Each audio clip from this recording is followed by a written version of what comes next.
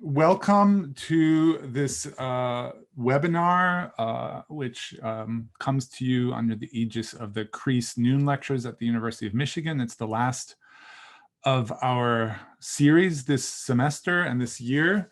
My name is Johannes von Moltke. I'm the acting director of CREASE, and I'm here thanks also to the co-sponsorship of the Humanities Collaboratory here at the University of Michigan, as well as the Museum Studies Program and the Center for European Studies, and really delighted to welcome both the panelists and all the members in the audience to this webinar that we've titled Curating COVID, that is devoted to the material and visual cultures of the pandemic. I'll say right up front that this is a kind of, I mean, the immediate nature of the panel is obvious from its title, but otherwise it's a fairly kind of an experiment that we're launching based on things that we were hearing people thinking about, and just pulling together colleagues from here at the University of Michigan, but as far afield as Washington, D.C., Paris, and Moscow. So I'm really delighted by the reach of this event and by the promise of being able to span internationally some thoughts about that bring the globe together, obviously, right now. Today's panel aims to prompt our collective thinking about a COVID archive and how it might be constructed.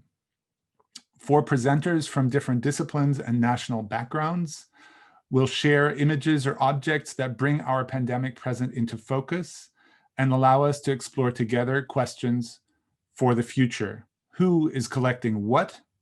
What are the objects in which our daily experience materializes, and which might speak to the future? Where and how does this pandemic leave its traces in our visual cultures? And how do these differ depending on national contexts?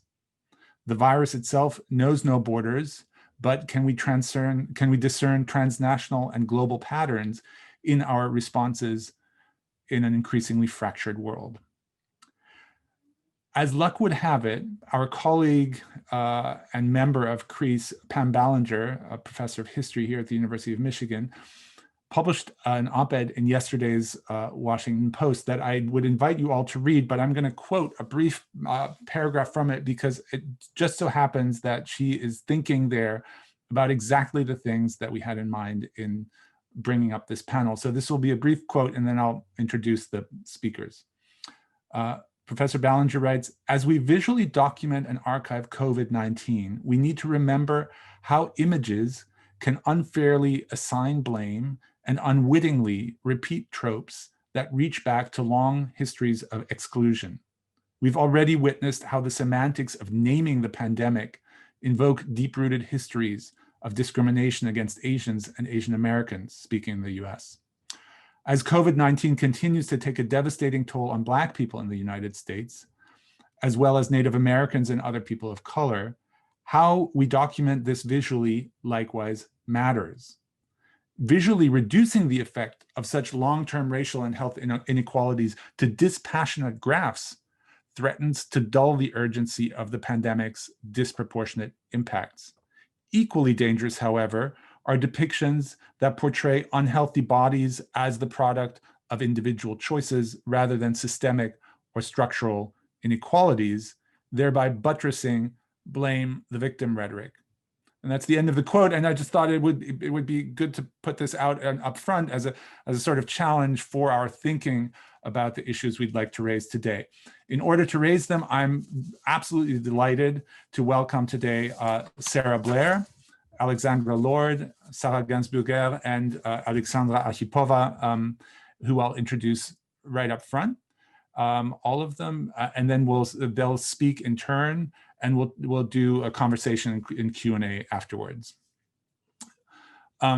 Sarah Blair is Patricia S. Yeager Collegiate Professor of English at the University of Michigan, whose publications include How the Other Half Looks, The Lower East Side and the Afterlife of Images, Harlem Crossroads, Black Writers and the Photograph in the 20th Century, and Remaking Reality, U.S. Documentary Culture After 1945, which she co-edited with Joseph Enton and Franny Nudelman.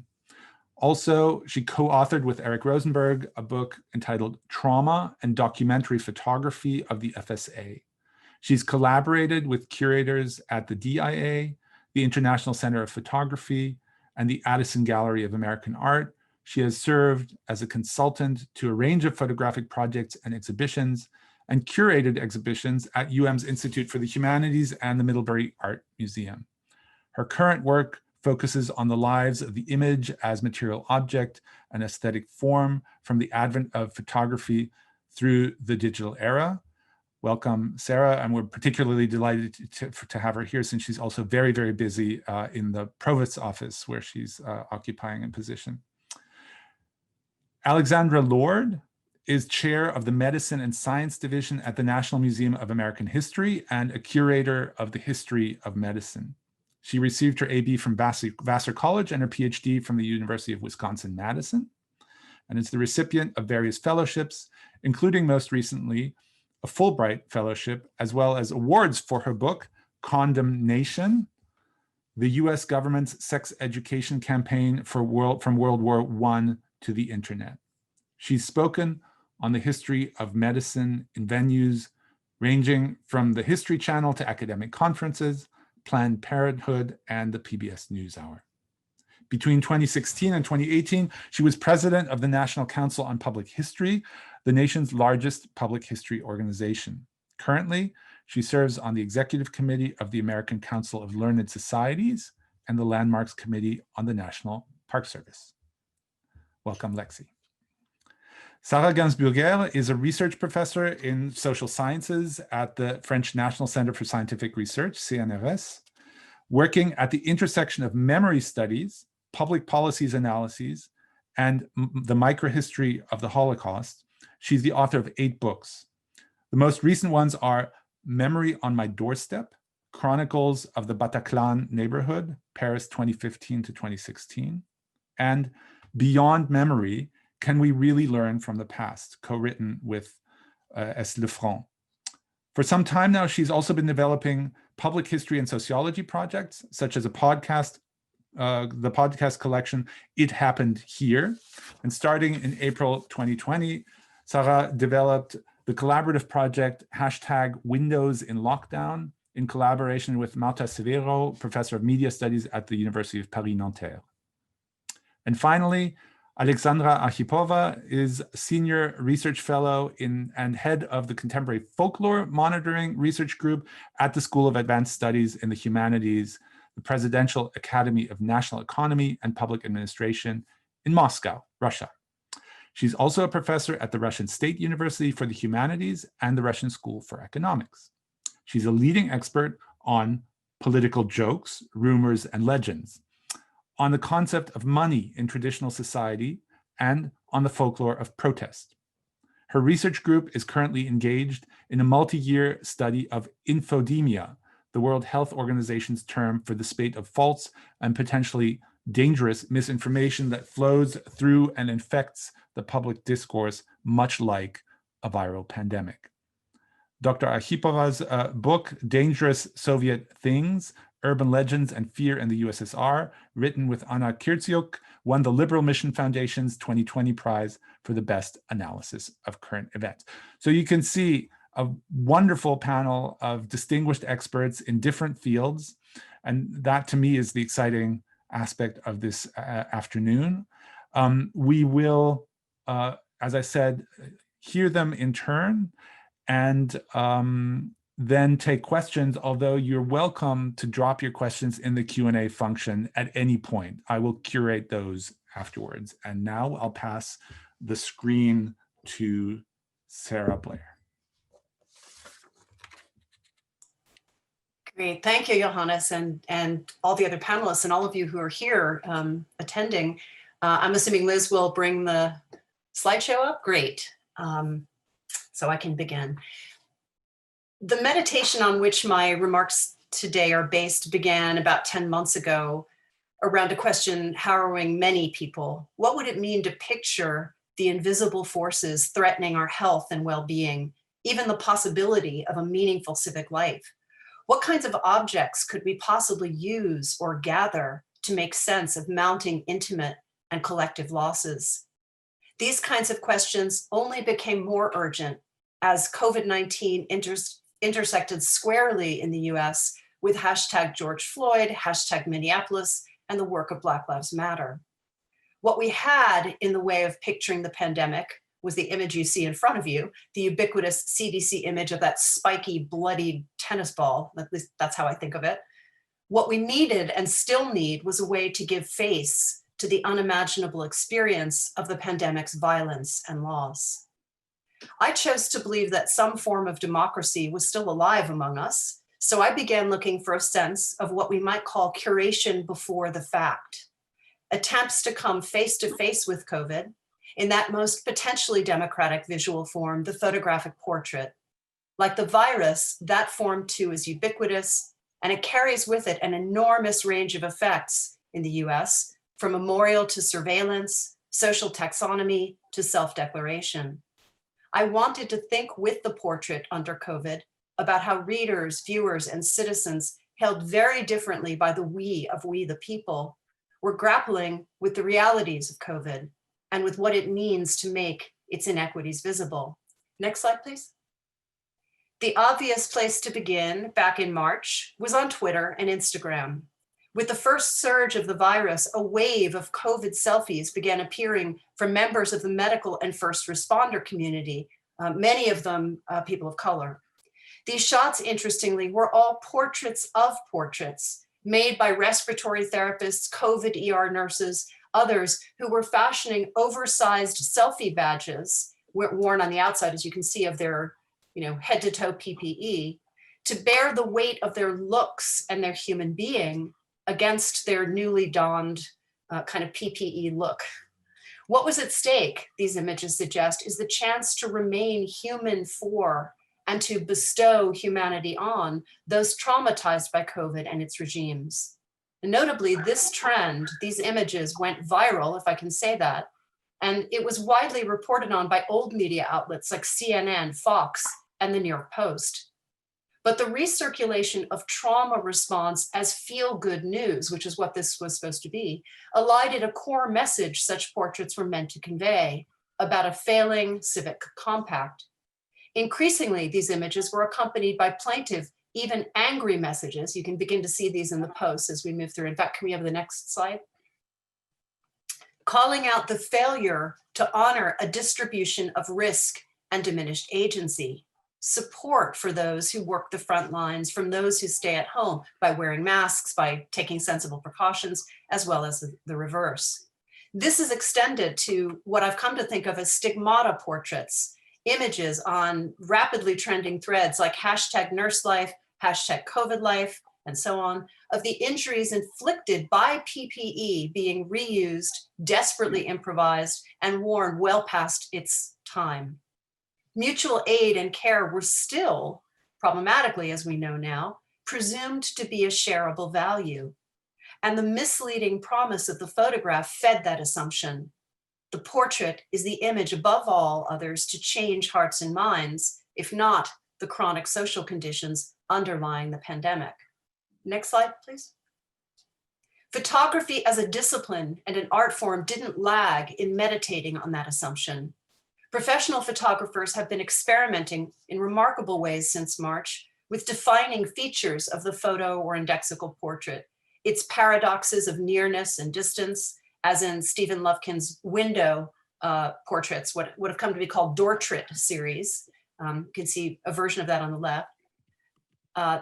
The feeling, as celebrated art photographer Alex Soth has noted, that everything now is seen through panes of glass. The grim reality of our moment is distance, but that distance is by no means merely aesthetic. Its matter is deeply shaped by experiences of racism and inequity, as in recent work by rising young photographers of color like Chad Brown Spring, whose image made around protests in New Haven during the summer, you can see on the right. I've been particularly interested in portrait projects that self-consciously align a long-time symbolism of racial identity and masking with COVID masking, as in the work of New York-based photographer Peter DeVito. Next slide, please. who has pivoted to portrait images made and disseminated on FaceTime and Instagram. In one series, this is an example, he shoots subjects wearing literal face masks that display messages linking the experience of coronavirus to realities of anti-Black racism and other social threats. In a more recent series, DeVito explores the kind of space non-Black image makers might hold via the portrait for fellow Americans of color with a more figurative lens. Next slide, please. Via the portrait for fellow Americans of color, inviting his subjects to create their own accompanying texts. And I should say I've taken the care here to display those texts alongside the images, which seems appropriate and central to the project, which through a process of digital overprinting, the text that is, become their masks. Nicholas Ray's portrait, shown here, reads, "It doesn't matter if you voted for Obama." Next slide, please. And Cozy Boy chooses a partial list of Black Americans killed by police. Fitted like PPE, that text extends across the full width and height of his space, contoured to its angles and planes. Thus embodied, these statements are political declarations, pleas, and manifestos, a partial lens onto the experiences of Black Americans, turning discomfort back onto presumptively white viewers. Do the texts have a protective function for their subjects or readers, or for their subjects with respect to their readers?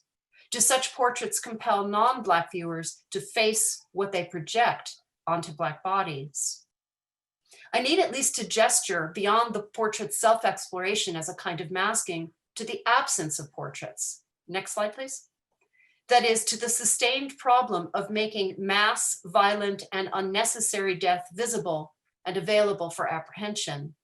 Bystander and viral video images have fueled this project, of course, in relation to police violence and Black Lives Matter. I'll refrain from exhibiting these and just note that they call us to consider the different logic by which bodies are made to disappear as the last resort of pandemic. We've been offered images of mobile morgues, mass grave sites, notably here, really absent any evidence of humans, once living humans, and even body bags. But by deep-seated law and convention, the gravely ill and the dead have been almost entirely screened from view. Next slide, please. The rare exception, as for example in this portrait made by in-house photographer Jeff Rohde at Teaneck, New Jersey's Holy Name Medical Center, of a dying patient named Louis with his consent, begins to suggest how much we are missing, how much work we have to do to face the enormity and the irrecoverable specificity of these losses. All of this is to say that in spite of the deceptions of photography, the visual register of personhood remains a critical response, a critical resource for the collective work of response, both memorial and potentially reparative. I'll gesture toward this need by focusing on several images in which our various pandemics, COVID, systemic racism, social inequity, intersect. That the face of our shared history matters helps to explain the surge in activism around monuments and memorials this past summer of COVID and George Floyd. I recall here that Floyd lost his employment at a restaurant under Minnesota's COVID stay-at-home orders and was posthumously identified as COVID positive. The confluence of threats, risks, and forms of violence he's come to embody may help explain why his image has remained so powerful as a point of departure for imagining responsive forms of justice and democratic feeling. Next slide, please.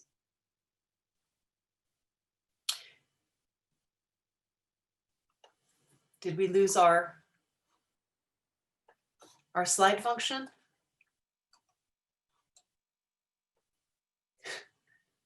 Sorry, I don't have access to screen sharing here.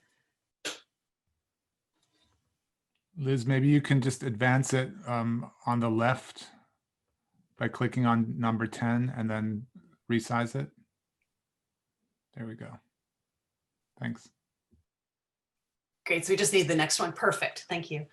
Take this example of the deeply controversial statue of Robert E. Lee on Richmond, Virginia's former Monument Avenue, heart and soul of the city's materialization of a white supremacist legacy.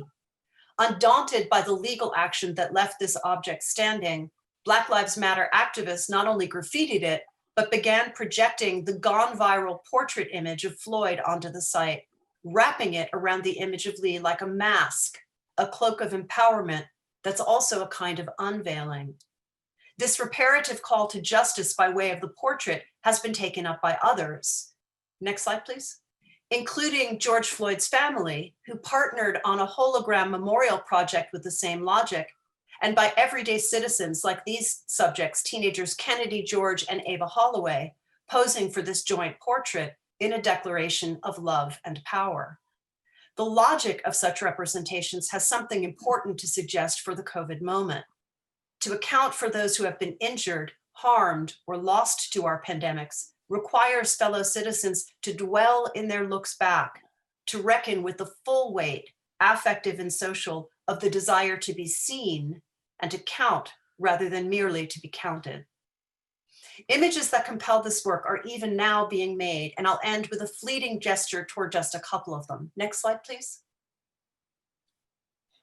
Peter Turnley's Human Faces of COVID-19, New York City, represented on the left, features many subjects who retract their gazes as a challenge to us to imagine the pandemic as a shared experience, even as we acknowledge the limits of that imagining. Similarly, photo documentarian Michael Christopher Brown, represented on the right, working on LA's Skid Row to track the effects of COVID on homeless individuals, explicitly asks us how we face social costs and losses. The larger-than-life portrait image within the image overwhelms our gaze as the living subject shrouds his own from view. How such projects urge us to ask, do we see America and Americans in the moment of pandemic? Who is protected and who is marked by its social forms and its symbols? Conjuring the life that's been lost and how so and why is still a critical need. Across grim social distances as well as social distancing, the portrait can create encounters that are productively unresolved, compelling us to look, urging us to ask how we might earn the right. This is the work that the gaze of the portrait, steady, returned, challenging, unavailable, offers us in the time of pandemic. Perhaps the act of curation, of seeking, finding, and attending such images can help us collect ourselves and make us readier to face the work of the future. Thank you. Thank you very much, Sarah, for sharing those thoughts, but also sharing that archive, which I'm sure will continue to expand. We've made the somewhat arbitrary decision to move eastward from Ann Arbor in space and time. So now we'll go to Washington, D.C. and Alexandra Lord. Thank you. Well, thank you. I appreciate being a part of this conversation. So, like most Americans and most people across the world, we at the National Museum of American History and across the Smithsonian have been thinking a great deal about both COVID-19 and Black Lives Matter over the last few months. These are two events which we feel are very difficult to pull apart in many ways. As the nation's largest history museum, we are tasked with collecting objects that reflect the American experience. And in ordinary times, as you can imagine, this is a huge task. But now with COVID-19 and Black Lives Matter, we realize that both the pandemic and the push for social justice are such huge stories that no museum can really fully collect these stories. And we realize that the more we and our colleagues at other museums and in other places share what we're doing, the better we at the Smithsonian can understand how to collect and document these stories. So I'm very glad to be a part of this conversation.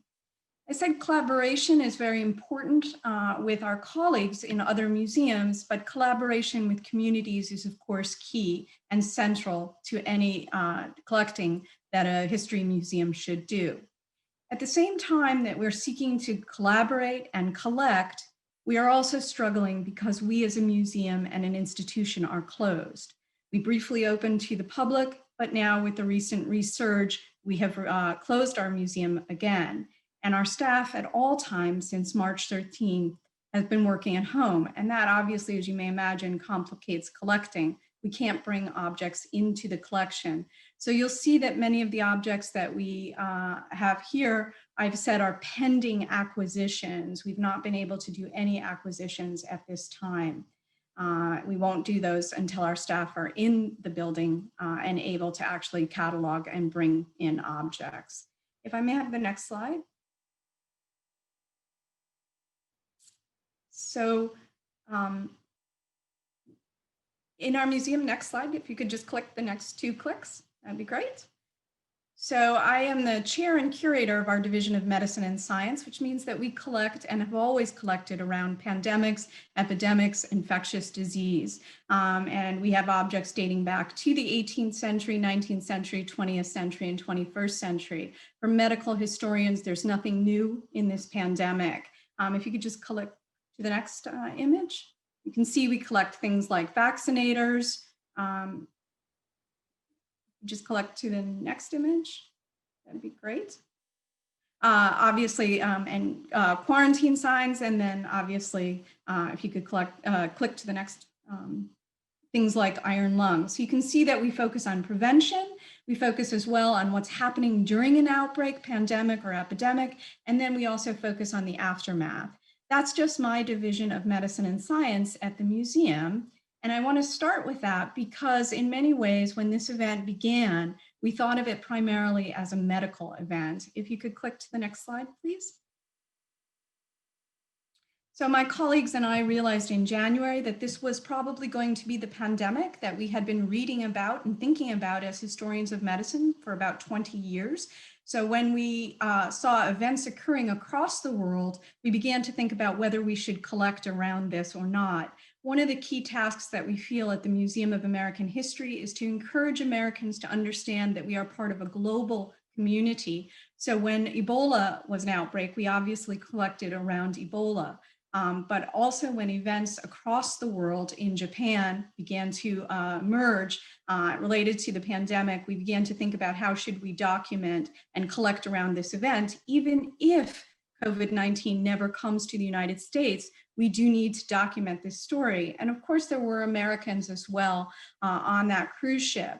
So we reached out to the Public Health Service, which was tasked with controlling and containing the epidemic, certainly before it reached the United States, and began to talk with them. And this has actually been a year-long, almost a year-long now, conversation that we've been having with them about collecting. And it started with how we should think about what happened in Japan. And we have begun to negotiate with the Public Health Service many of the objects that Public Health Service officers were given by the Japanese officials, but also objects which patients themselves created during the pandemic, so drawings as well. May I have the next slide, please? And then, of course, the pandemic came to the United States, and this raised very, very difficult issues for us. As Sarah mentioned, how do we collect around the sick? How do we collect around those who are dying? The issue is further complicated because many nursing homes, Kirkland was the first real outbreak, Kirkland, Washington State was the first real outbreak. And many of these nursing homes now face litigation. And so they are also reluctant and uneasy about speaking with us and uneasy about donating objects to us as individuals. But again, we see this as a collaboration. So we have spent a great deal of time talking to people slowly in a conversation over a year, listening to their stories, not necessarily documenting them at this time because we do not feel that would be appropriate, especially given the concerns about pending lawsuits, but just trying to gain an understanding of how to help Americans see and understand what occurred at Kirkland. So these were events that occurred very early on. This was when we still saw COVID-19 and the pandemic was not yet declared a pandemic, but we saw this still as a medical event. Obviously, everything changed around March 13th when we at the museum all came home and began to think about how to collect. If I may have a next slide, please. For us in our Division of Medicine and Science, this was further complicated by the fact that we had been long planning an exhibit on medicine, the history of medicine over the last 200 years. So now all of a sudden, as we found ourselves thinking about collecting in the long term, collecting for our museum's collections, and for future researchers, we also found ourselves thinking about our exhibit. We had to radically redo our exhibit. We now have a significant section, obviously, on COVID at the end. If you could just click again. And this is actually a drawing that one of our art designers did, which reflects an actual photograph. We had to, as I said, restructure the exhibit. We're still struggling because we have not been able to bring objects in, nor have we been able to sign off on the appropriate paperwork that allows us to use these objects in our exhibit. We hope that will change, but it will not change before next summer. So it complicates things as we think about collecting. Next slide. Of course, after March 13th, the museum itself realized that this was a much bigger event. And although my colleagues had been supportive and assisting us with our exhibit and thinking a little bit about what we should be thinking about in terms of collecting around COVID-19, things shifted dramatically after March 13th. We realized this was a story that is just huge. It cuts across all of our curatorial divisions, and our curatorial divisions are medicine and science, culture and the arts, work and industry, and political and military history. So COVID, actually, we're collecting around all of those stories from all of those different approaches. Those are actually somewhat very old-fashioned ways of thinking about history. And so we have also put additional lenses on this, additional ways of looking at this to think about collecting in terms of social justice, to think about it in terms of gender, to think about it in terms of age, which is something that historians don't always default to. We always think of race, class, and gender, but we don't necessarily think of age. And that's a key element of this story as well. So now we have taken on and are engaged in a much larger collecting initiative. And it obviously, beginning in May, began to cut across really with Black Lives Matters as well. If you could do the next slide. So our early outreach had actually been, as I said, to the Public Health Service, and we had begun doing things around the ideas of masks and the shortages that medical practitioners were facing. And this was, we thought, one of the most powerful stories. The Public Health Service is obviously connected to the NIH Clinical Center, which provides care to Americans. It's usually groundbreaking care. And a Mennonite family had had a child who was ill many years ago, and the child had received care at the NIH Clinical Center. The Mennonites wanted to repay the NIH and the Public Health Service. Obviously, they couldn't. This care is provided free of charge. And so for years, they had attempted to actually give the Public Health Service money. In fact, one of the folks at the Public Health Service told me that they walked in once and found a check for $50,000 that the Mennonites had raised through barn raisings and selling quilts that's made out to the Public Health Service. Obviously, the government can't collect that money. So when the pandemic hit, this Mennonite family and this Mennonite community immediately contacted the Public Health Service and said, what can we do? And the Public Health Service said, you know, we have a shortage of PPE. And you all are famous for sewing. And so this Mennonite family did several thousand masks and provided all sorts of materials to the Public Health Service. You can see they're using the blue of the Public Health Service to create their masks here. This is the storyboard that they created with their children. And then the Public Health Service, once they'd seen it, they asked, because we'd been in contact with them, they said the Smithsonian would like the storyboard as well. So it's a wonderful way of looking at volunteerism, philanthropy, especially in that early stages. May I have the next slide? But as we were thinking about the pandemic in the early stages, of course, we are thinking as well about the xenophobia which emerged and the racism which emerged almost immediately. And this is, again, an object that we are hoping to collect. It's a banner that was used in a parade. You can see people don't have masks. This is actually from February, so very, very early on. Next slide, please.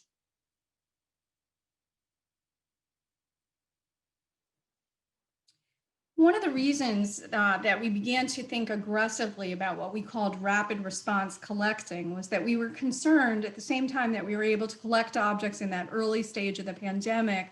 We were very concerned about the loss of objects. And we said that one of the things that we were most concerned about were, we have a fabulous collection of patent medicines, fraudulent medicines, for lack of a better term, sometimes called in a derogatory way, quackery.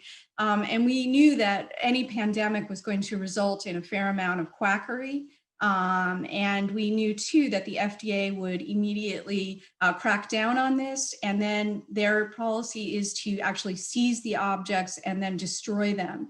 And so we felt it was imperative that we reach out immediately to the FDA to ensure that we could have some objects that represent this push toward quackery. One of the reasons I think quackery is really important is it really illustrates the desperation that people are experiencing. They're looking for any type of cure. It's not really about the credulous nature of people, rather it's really about how people feel when a pandemic hits. Obviously, also we were looking for prototypes, and those obviously also can get lost early on as well. So this rapid response collecting that we began in March really helped shape our focus, at least in the early months of our collecting. Next slide, please. One of the other things that we began to think about the deeper that we got into the pandemic was ensuring that we were reflecting the diversity of the American experience. As many of my colleagues and I myself will be the first to admit, our museum has not historically done a good job of representing that diversity. And so it has been important for us to reach out to different communities to hear from them what they think is important and to listen to what they might want to share with us. And obviously that entails reaching out to African-American communities, Latinx communities, and American Indian communities, as well as Asian American communities. So this is an image that we are pending collection from the Navajo Nation, which, as you know, was very hard hit by the pandemic. Next slide. And we've been collecting many different objects because we've received well over 500 offers of donations from the public at large. And we also have reached out and brought in or plan to bring in many different objects. One of the things that I think is most interesting for us has been that evolution of the masks. And we want to really collect masks that illustrate that evolution over time, but also illustrate the ways in which different organizations and different movements have taken on the making of the masks. Next slide, please. So we're still in the process of collecting. In fact, I was just speaking with a reporter this morning and I said we will be collecting this story for well over 100 years. And for me, as a historian of medicine, what is just fascinating is to see sort of these parallels and these images that reflect and have the same kind of power. I've been very struck by this image that on the left. For a long time, I've always looked at this image. It's from the 1919 influenza pandemic, the ways in which people are gazing at you with the mask and the different age groups of the individuals. And I found a very striking parallel in many ways with that direct gaze. This is actually from a dojo, a Taekwondo community in Washington, D.C. And so in many ways, as we think about our collecting, I've said that we're trying to correct and diversify our collecting, but we also want to be sure that we show the continuity of this kind of experience over time in American history. Thank you. Thank you very much, Lexi, for this peek behind the scenes of what's going on at your institution and also the great materials that you shared with us. We'll move across the Atlantic and into the evening hours. And Sarah, you're up. Thank you, Johannes. Thank you so much for organizing this roundtable. And I must say that after I heard that my two co-panelists, I feel very privileged to have the occasion to be part of this roundtable, and I hope my contribution will bring the discussion forward. So I'm going to present you a collaborative project I have been developing with my colleague Marta Severo.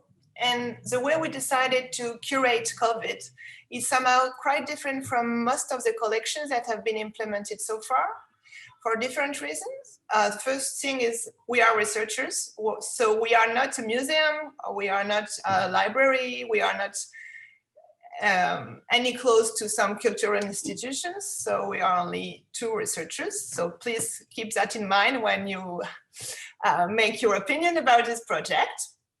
The second thing is we are from Europe. So it's also going to be quite different from the two first presentation you heard. And also that our project was focused on lockdown situation. So it will be the curating COVID through lockdown.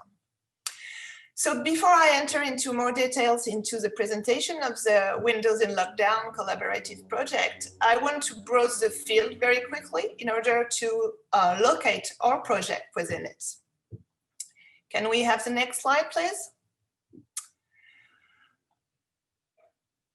So obviously we were not the only project in Europe to curate COVID. And when describing their decision to collect COVID objects, stories, to preserve memory, museum professionals, researchers, local community leaders, and other archivists often claim their will to document, I quote, people's experience and hear grassroots stories and collect ordinary memory of the crisis. And Sarah and Alexandra also use this kind of expressions, which of course I share, but which also we can discuss how to reach that later in the Q&A.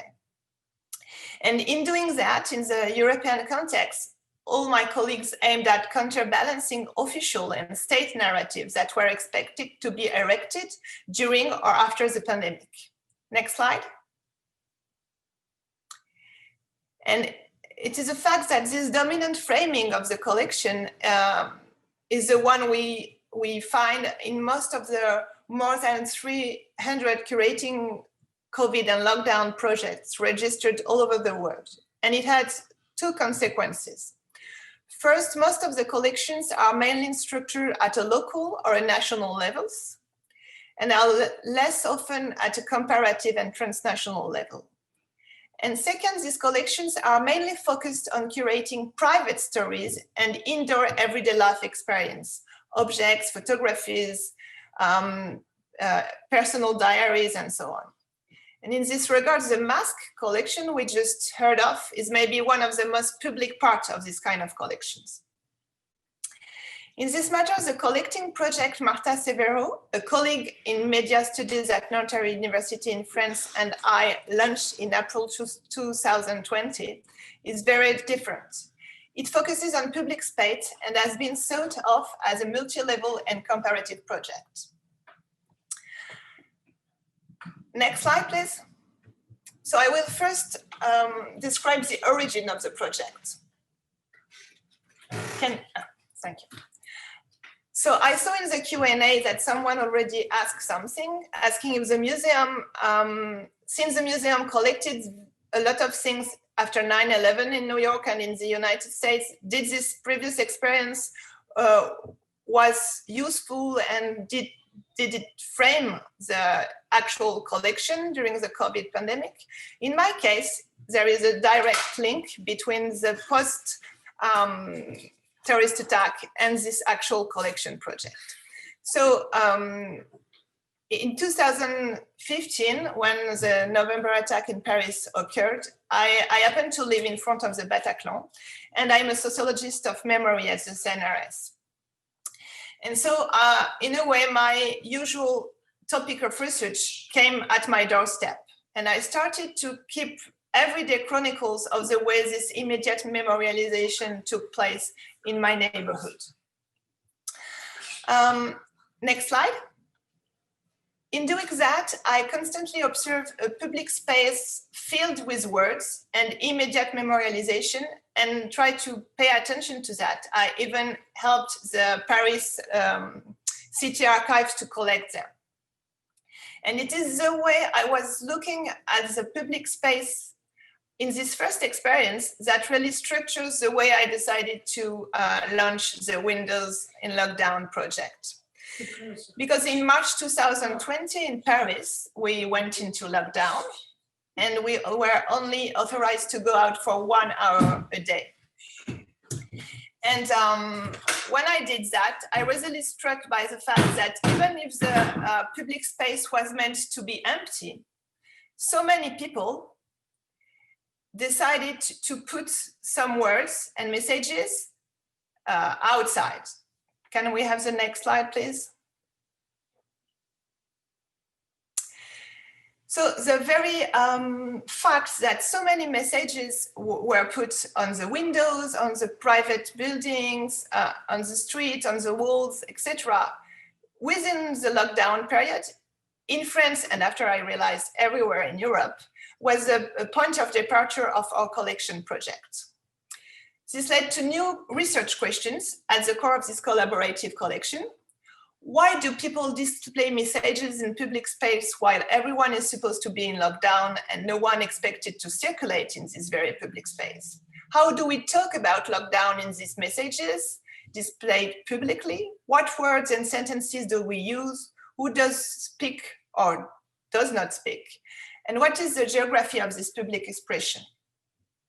So again, the point of departure in our project were really research questions. So this is maybe one of the discussion we may have in the final discussion.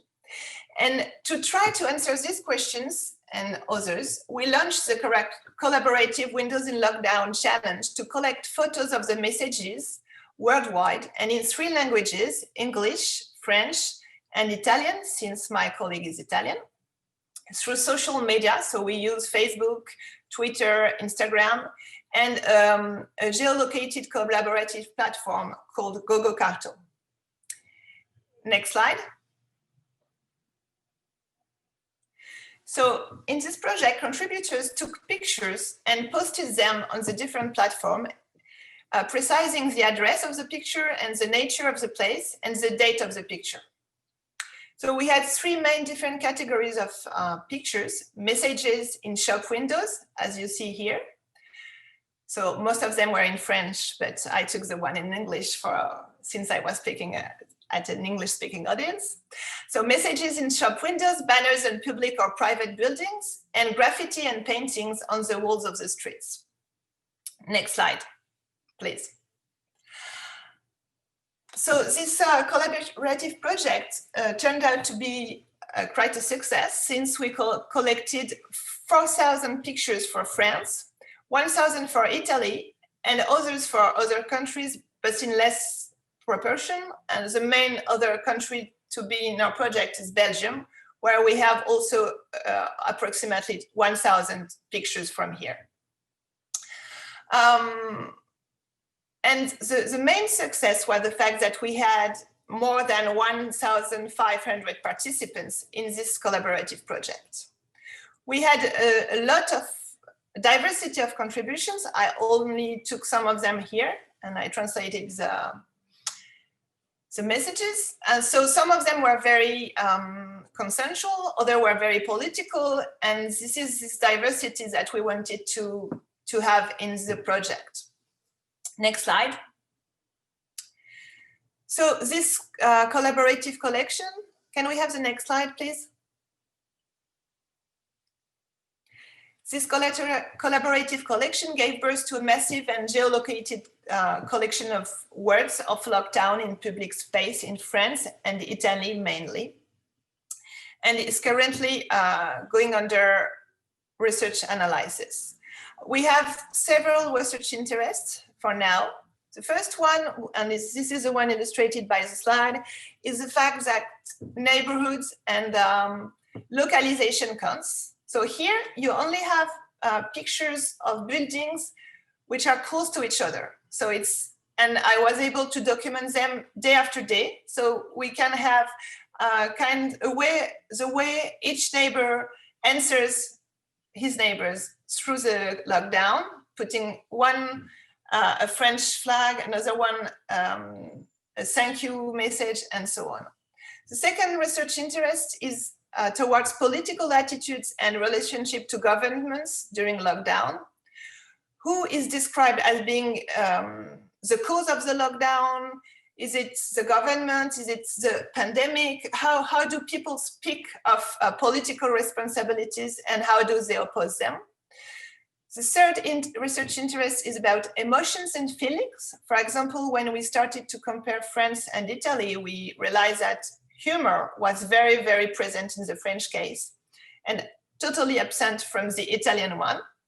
And also fear was very strong in Italy and not that much in Paris, etc. So we are going to document fear, solidarity, anger, revolts, etc.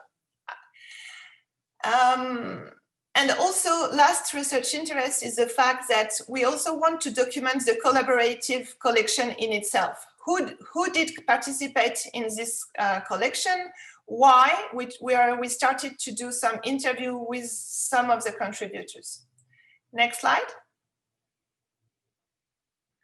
So we are researchers, but we are fully aware that we did curate COVID. And so we started to develop a heritage website on Omeka, which is a free international platform. So this is in French. Next slide, please. But most of the research keywords can be used in English. So if you want to visit it, please be free, and we are welcome to all contribution and ideas. Thank you. Thank you, Sarah, for this project. Fascinating. And we'll move finally, last but not least, to Moscow, where it's even later in the evening, and to Sasha.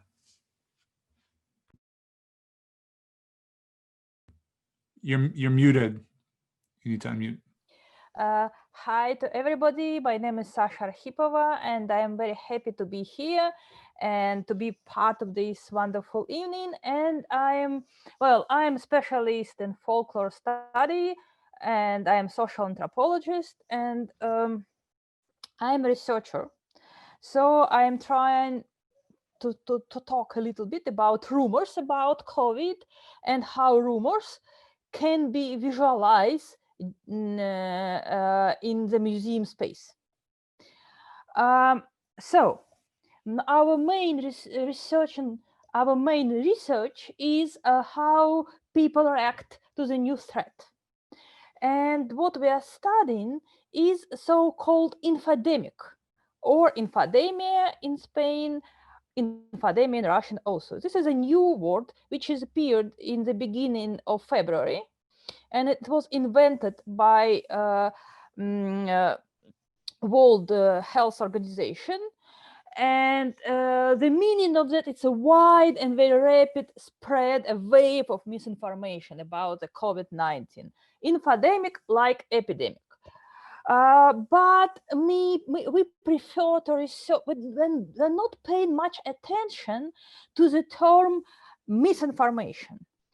For us, it's much more important that these infodemic narratives, as we can call them, they are vernacular texts which are distributed through informal communication channels, where the author and a distributor assume that this information is genuine and needs to be disseminated. Next slide, please. And what we collect, how many rumors we collect, and what content of these rumors in Russia. So we collect from January to August 2 million reposts of rumors in Russian networks. 2 million, it's not a very big sum, but it's okay. And among these, all these 2 million reposts, it's only 160 plots, or 160 types of narrative. And among them, only 8 main thematic groups. So, for example, which rumors are most popular? There are 2 main groups. The biggest group is this is a just global denial of COVID 19th or the denial of danger of COVID.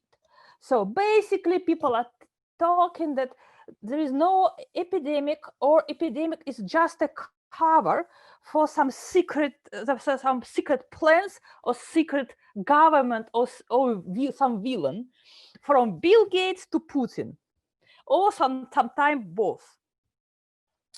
And another very popular groups of these narratives, it's a so-called pseudo medical advice, false medical advice, how you can treat the disease by acid, garlic, onion, vodka, again vodka, more vodka inside, more to cover your body with vodka, and another type of folk medicine.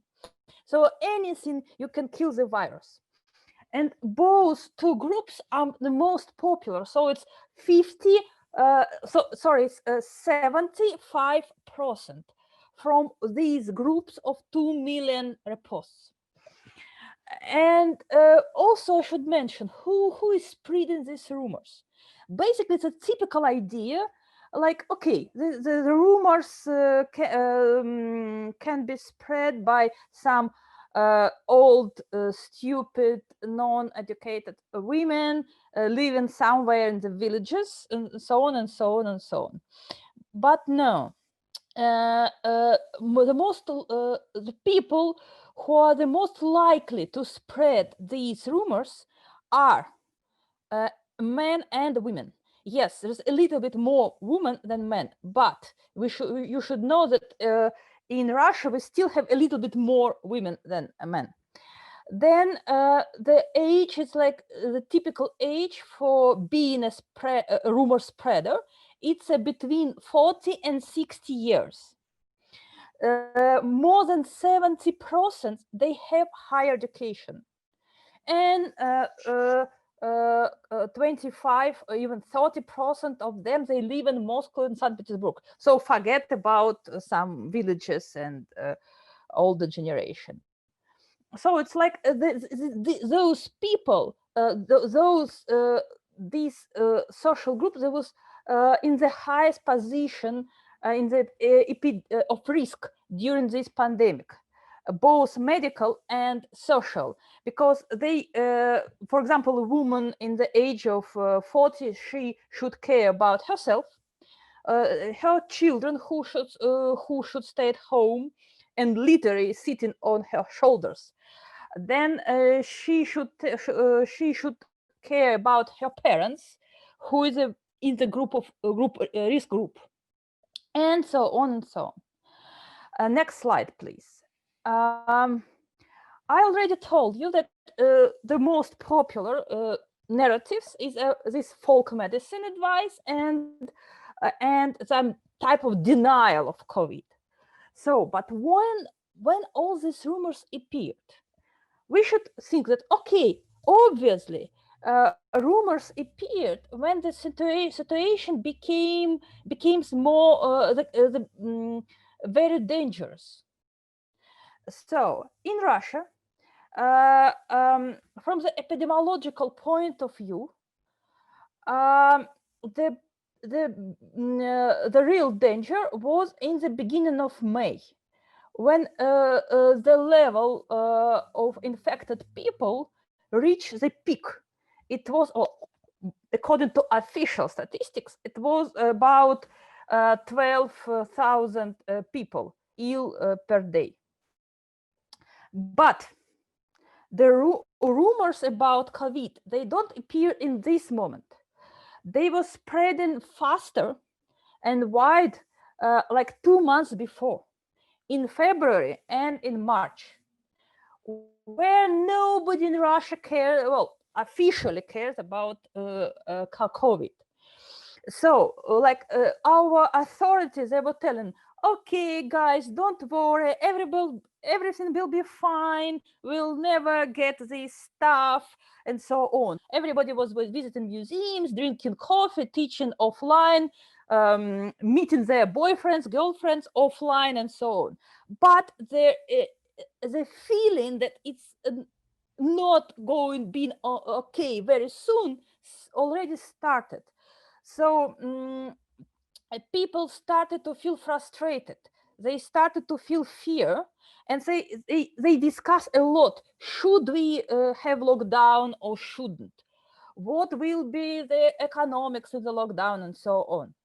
So, and rumors spread most rapidly, specifically during this period of maximum uncertainty, where people really don't know where to run and how to escape and how to save themselves. And see the peak of the rumors. It was a March 25. In this day, finally, Putin declares a self-isolation regime, so shelter in place. And rumors immediately started to dwindle. Why is that? Because now, instead of this long period of uncertainty, people finally realize what is going to be next. Very terrible life. So, and rumors started to go down and down. And the next slide, please. And now we are going to the main point of my long, boring talk. So how can we visualize these rumors and how we can make these unmaterial objects being objects for museum? One of my idea is to create a so-called rumor tree, and I will produce you one of these rumor tree. See, for example, here on the screen, I hope you can see so-called advice from Japanese doctors or Taiwanese experts or even Stanford University. It's a typical fake pseudo medical advice, which was spreading in USA in the beginning of March. There's 3 types of these advice. In one, you should drink a lot of liquids, and then you should put a lot of acid in your stomach, and then everything will be okay. You will be safe from coronavirus. Another advice saying about taking a deep breath, and this can be a real and very cheap, fast test to check if you're ill or not, and so on and so on. But what is the origin of these texts, and how we can represent the story of this rumor in the museum space? Can we see next slide? So here you can see these 3. So these rumors, they started in January in China, directly in Wuhan, and then spread all over the China and Taiwan. And people were trying to understand what they should do in this new dangerous situation and how they can help themselves.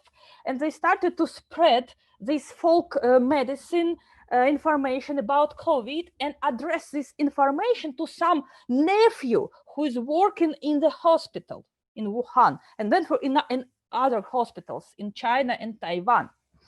Later in February, this rumor was all these small pieces of information was merging into one big piece of advice from some nephew who is studying in the hospital, blah, blah, blah, blah. Then this text was translated in several languages, in Italian, in Spanish, and English, and in Russian also. And in Russia, in the February 24, it became the advice from the Chinese doctor. Then Russians don't like very much advices from Chinese doctors, so they changed it to advices from the Russian doctor who was sent to China to treat COVID. And in this moment, this text gains 700,000 reposts. This is the most popular fake message in Russia. And in USA, it's thought to be these advices from Japanese doctors. Can I see the last slide, please? So now we can see these three rumors. So this is, we have a lot of small advices from Chinese doctor, Taiwanese doctor, Japanese, Malaysian, Singapore, and so on. Then it's became a very long text. And we have a Russian version and, for example, American version, but there's a big difference.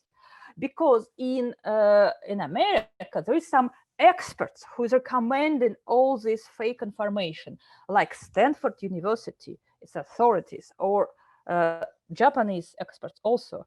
But in Russia, this is a young Russian doctor who is calling to his relative in telling this secret information. So that is importance of getting information who is inside this dangerous situation also, and who is the same like me, he's insider, but not authority. And I'm now in Moscow, we have also an exhibition about the life during the pandemic, and I'm preparing this rumor tree for them, and this one will be 5 meter long, 5 meter wide. With a lot of stories inside, how people are spreading information when they're afraid and searching the ways to be safe. Thank you. Thank you, Sasha, for this compelling view into really the pandemic folklore, I suppose. I'm fascinated by what we've heard over the past hour. It's I won't pretend to bring it all together, but I do want to flag a couple themes that I saw running through your presentations, and then we'll go straight to questions since we don't have that much time. But first of all, I'd like to say that I'm very pleased to see that from the various points of view from which you tackled this, we're talking about a global phenomenon, and that the global aspect of this is, you know, even as we're collecting in a national museum, we're thinking about it globally and interculturally. I'm fascinated also by all your emphasis on the vernacular, and I think that's a big kind of open question of where the state, a state-sponsored institution like the Smithsonian, but also where the state and the vernacular collide. I'm fascinated, but I already was fascinated going into this by the question of temporality that all of you address obliquely or directly. This idea that we're collecting, I think Sarah said, before the fact, and certainly during the fact, very, very emphatically, so that we're in a suspension of time that makes the kind of assessment and the outside view impossible, but therefore the project so interesting. And then obviously this was primed in a certain way, the way we asked you to speak, but the emphasis on visuality, on mediality seems really important, that the collecting is about material artifacts, but that there's also the mediation. So I think a lot of, I mean, we are mediated right now through Zoom, and a lot of what I understood you all to be talking about had in many ways medial aspects, even when it materializes in the museum as a material object. I feel it sounds to me like it will still retain its kind of medial quality. So I'm very curious about that. Let me go straight to the question, since we don't have a lot of time, but we'll take 10 minutes. Because some panelists will have to leave. So I'll address them directly to you and ask you to really try to find succinct responses. It seems clear to me that we should continue this conversation in another form, and we'll talk about that offline. So for Lexi, Zach Copen asks, I've seen a lot of coverage on how the museum responded to 9/11. This is something that Sana already alluded to. What if in any ways did that experience or other similar experiences shape the crisis collecting response? You're muted still. So it shaped dramatically. When this began, we reached out to our colleagues who had been charged with collecting around 9/11. And we also reached out to colleagues who had been collecting around, for example, the emergence of the HIV/AIDS pandemic in the 1980s and 90s. And so we thought a lot about what they said. One of the most useful things I think that they said was, you don't have to collect everything now, which was something that we had sort of been not quite, but very worried about. And also they really urged collaboration with different groups, and also to listen to the community. So I'd say those are the sort of three biggest lessons. Can I maybe punt this question also to Sarah Blair, because I seem to remember that in Sontag's book about photography references the collecting, very much a kind of similar collecting on the fences of the portraits of the victims of 9/11, and whether in the way you're reflecting on portraits here also draws on that visual archive. It does, and unfortunately, we probably don't have time to go into that in great detail. I'm interested in a whole range of practices around memorial that is already always framed as an act of some sort of political resistance or declaration. So holding someone's portrait in a public space, when does that become imbued with the sort of affect or the logic of political resistance? And clearly in the Black Lives Matter movement, in some spaces around post 9/11 image work. And if I could, I just want to point at this moment back to Pam Ballinger's comment.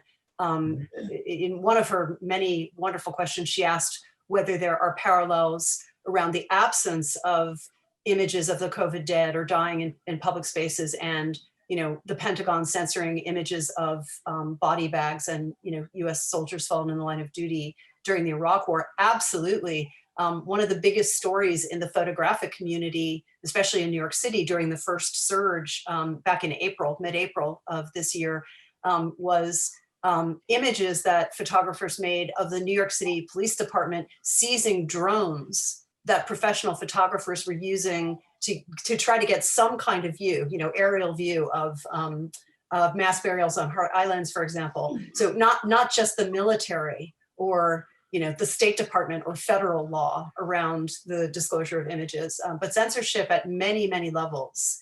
And so the power of portrait images to resist the logic of that censorship, as well as do other work simultaneously. Thanks, Sarah. I'll try to get one question each to Sasha and to Sarah. And Sarah, I'm curious, but I'll get to you in a minute. I'm curious whether you have a European perspective on this question that Pam raises, in particular about the representation of the dead. But Sasha, there's a question for you from Olga Virachovskaya asking, do you think the demographics in your study, the majority of the rumor spreaders have higher education, up to 30% living in Moscow and St. Petersburg, can be at least partially explained by the fact that you analyzed posts on social media? Few babushkas post on social media. Thank you. You're muted. You have to unmute. Yes, thank you. It's a good question, but the internet in Russia is quite young. And it means that the group of people who is after 40 and around 60 that use it much less than younger people. So according to the normal configuration, those texts should be spread by young people, but no, they are spread directly in this group. Yeah, thanks. And Sarah, I wonder whether you have a response to the question that Pam asked, that the general, I'm not going to read the whole question because it's, thanks Pam for your questions, but I'll just take a paragraph out of it, and where Pam writes, the general lack of memorial recognition of the victims of the pandemic at the highest levels of government in the US is striking when we look at a place like Italy, where there have been well-publicized acts of mourning, such as a requiem for victims in Bergamo, attended by Italy's president, that was televised across the country and attended by families of the victims, as well as a day of mourning in which Italy's mayors participated. And I wondered whether, there was the Macron dégage phrase on the bus stop, but I wonder whether what your perspective is on that from Europe.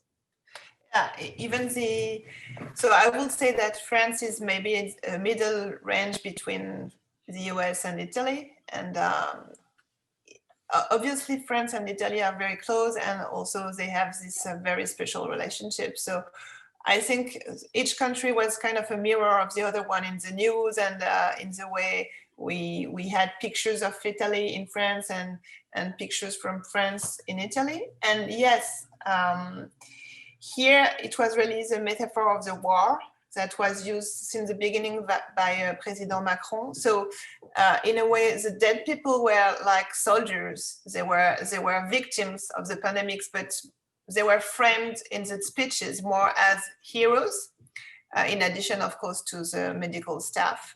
And there were no censorship, no such things, but they were not, their visual representation was not at the core of the communication. The main image were more medical staff. It was really like the soldiers going to France and fighting for France were this kind of heroes. Yeah. And we had a lot of discussion here because they were given a medal, because in France, everything you do gives you a medal. So an honorific medal from the French government, but here everything is state sponsored. The doctors are paid by the state. So the discussion was political. We don't want any medal. We want more money for the hospitals and more care, etc. Yeah. Thanks. Lexi, did you want to weigh in? Yeah, I was just going to respond to this question about federal memorials and memorializing the dead. First of all, we too have been trying to collect images that do not reveal dead bodies or the dead. And we've actually done that pretty comprehensively. But I also wanted to say, there's been flags that were put out on the National Mall, 250,000 of them. And our museum is collecting them as well. One of the things that I would say working for the federal government that sometimes gets lost is despite everything and despite all the conspiracy theories, we're not one group. We don't act as one group. And so there's a lot of inconsistencies, which is actually kind of good. So our museum has been thinking about this. Yes, the administration, no, but federal agencies from the National Library of Medicine to the National Archives to our museum, we are thinking about it. So it's just a little complicated, insider baseball here, but. No, that's great. That's why we wanted to have you. So I'm going to have to bring this to a hard stop because of other obligations among panelists. But I think what I'll do is I'll leave us with a question, which Margaret asked, which is kind of at the heart of this undertaking. And I think you've given us a lot of food for thinking about it. Her question is about the mediation. She says, my question is how the hyper-virtual experience of the pandemic collected and presented. How is the hyper-virtual collected and presented, by which she means hours on the screen in work, teaching, socializing, or Zoom conferences like this one, which would be the ultimate meta project, would be to collect this in a curated COVID museum. But this is among the central questions that I think this panel has raised in so many interesting directions. And I do hope we can stay in conversation about this somehow. And I'll be thinking about how and reach out back to the panelists, and any of the members of the audience who have ideas, please reach out to us. We've been delighted to have you all here. Thank you for your contributions. Good evening to Europe and Moscow. And we look forward to seeing you all soon.